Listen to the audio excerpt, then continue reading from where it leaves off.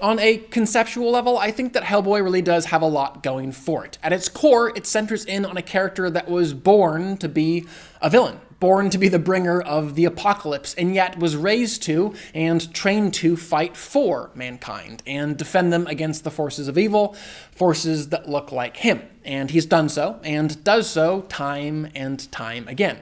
But unfortunately for him, he does look like this, and theoretically anyways, has to consequently deal with the fear, misunderstanding, and animosity that this kind of external appearance would produce.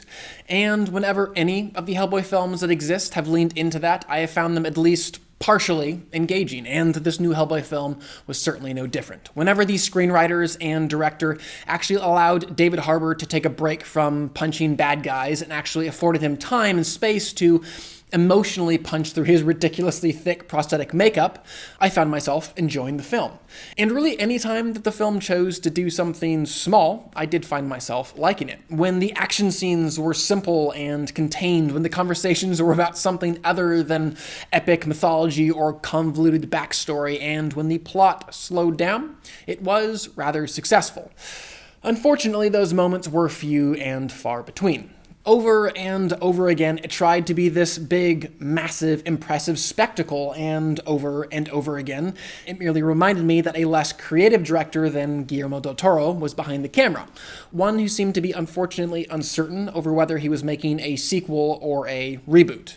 Even though they very clearly wanted this film to stand in its own, plow in its own emotional and narrative field, there were so many instances where I felt like the filmmakers were fully expecting me to have seen the previous installments in this franchise. For example, they very intentionally avoided many of the origin story plot points that I really needed to emotionally invest in this film on the level that they wanted. At the same time, the catch-22 of all of this is when they did repeat elements, they didn't do so in that fresh of a way or from a different enough angle to really engage me this go-around. I mean, I'm not saying that there's a better way to physically create Hellboy for a film, but I was at least slightly bummed to see the same physical restrictions and some of the same Michelin Man stiffness affecting David Harbour's performance as Ron Perlman's. And even in the areas that the filmmakers did do something different, like with the R rating, they still weren't able to find a way to really maximize that fresh angle.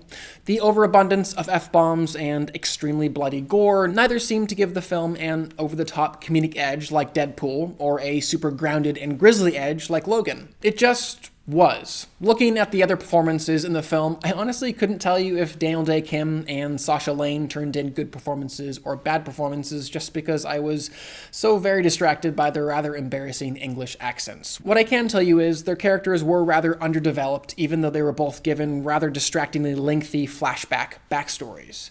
I will say, without spoiling anything, I did find all of these less than awesome aspects to be particularly disappointing when the final few scenes rolled around, and I did find myself genuinely getting engaged. It was as if they had finally figured out how to make this film great and unique in its own thing, but had just done so way too late.